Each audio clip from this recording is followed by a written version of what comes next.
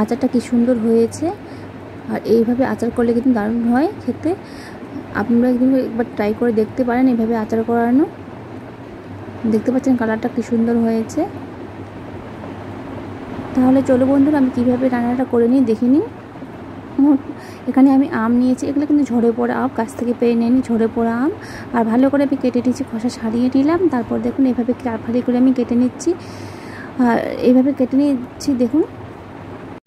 আর বন্ধুরা, আমার এই চ্যানেলে যদি আপনারা প্রথম হয় তাহলে প্লিজ চ্যানেলটিকে সাবস্ক্রাইব করে আমার পাশে থাকবেন। আর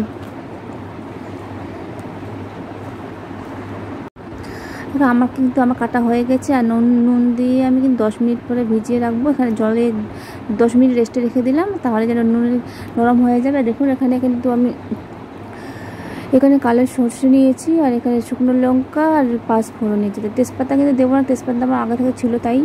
আর এখানে আমি শুকনো লঙ্কা আর 5 ফোড়ন সব ভেজে নেব এখন। বন্ধুরা, আমি কিন্তু 1.5 বছর পরে ইউটিউবে আসলাম, কারণ আমি অসুবিধায় ছিলাম তাই। আর আমার একটু কথা বলতে কিন্তু আটকে যাচ্ছে, কিছু মনে করবেন না, কারণ অনেক দিন পর আমি ইউটিউবে আসলাম ফিরে। আর এখন আমি চিনি দিয়ে দিলাম আচারের জন্য।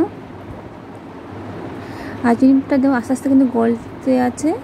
আর চিনিটা কিন্তু এইভাবে আচারটা করলে কিন্তু কালারটা বেশি ভালো হয়। দেখে বুঝতে পারছেন, এটা দেখে মনে হচ্ছে গুড়।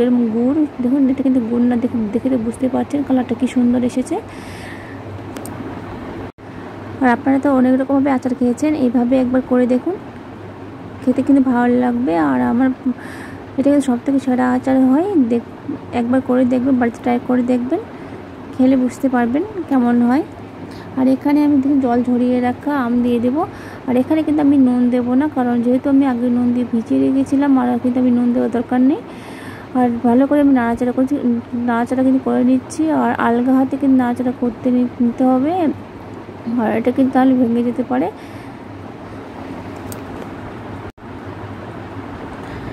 কাঁচা আম দিয়ে কিন্তু অনেক রকমের আচার হয়, আপনারা জানেন, কিন্তু এইভাবে একবার ট্রাই করে দেখতে পারেন।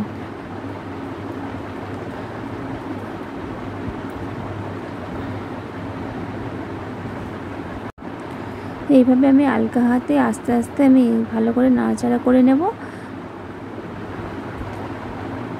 দেখুন এইভাবেই কিন্তু হালকা হালকা লো আছে কিন্তু এটা ভেজে নিতে হবে, না হলে কিন্তু পুড়ে যেতে পারে। আর অনবরত কিন্তু একটু নাড়াচাড়া করতেই থাকতে হবে, না হলে কিন্তু এখানে চারদিকে কিন্তু সর ভেজে যেতে পারে আর সাইড দিয়ে পুড়ে যেতে পারে। তার জন্য অনবরত কিন্তু নাড়াচাড়া করতেই থাকতে হবে। দেখুন এটাতেই কিন্তু কি সুন্দর কালার এসেছে। আর এখানে দিয়ে দেবো কাশ্মীরি লাল লঙ্কার গুঁড়ো, আর সামান্য একটু হলুদ গুঁড়ো দিয়ে দেবো। আর নুন তো দিয়ে বন্ধুরা, আপনারা চাইলে কিন্তু এখানে মৌরি দিতে পারেন। আমার কাছে মৌরি ছিল না, তাই আমি মৌরিটা আমি দিলাম না। আপনারা মৌরি চাইলে কিন্তু মৌরি দিতে পারেন।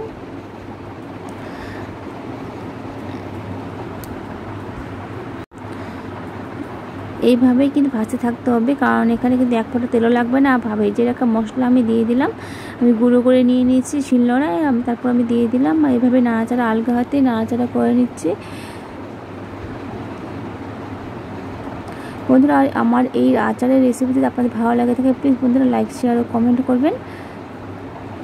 আর যারা আমার নতুন বন্ধু, প্লিজ আমার রান্না যদি আপনাদের ভালো লেগে থাকে, প্লিজ আমার চ্যানেলটি সাবস্ক্রাইব করে পাশে থাকবেন।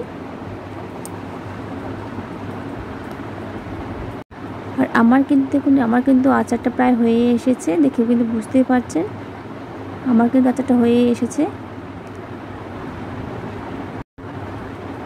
আর আমি এখন একটা গ্যাসটা অফ করে দিয়ে ঠান্ডা হওয়া অবস্থা কিন্তু আমি অপেক্ষা করব। ঠান্ডা হয়ে তারপর আমি ফিরে আসছি বন্ধুরা। তো এটা কিন্তু আমার হয়ে গেছে। দেখুন আমার কিন্তু আচারটা হয়ে গেছে, একটা প্লেটে আমি নিয়ে নিচ্ছি। আর দেখুন কালারটা কী সুন্দর এসেছে, দেখে কিন্তু বুঝতেই পারছেন কালারটা কী সুন্দর এসেছে বন্ধুরা। আর এইভাবে বাড়িতে একবার হলেও ট্রাই করবেন, দেখবেন খেতে কিন্তু ভালো লাগবে। এটা কিন্তু সারা বছরে থাকবে, নষ্ট হয়ে যাওয়ার কোনো ভয় নেই, আর তেল ছাড়াই কিন্তু।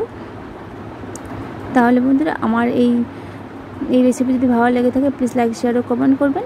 আর ভালো থাকবেন, সুস্থ থাকবেন এবং সাবধানে থাকবেন।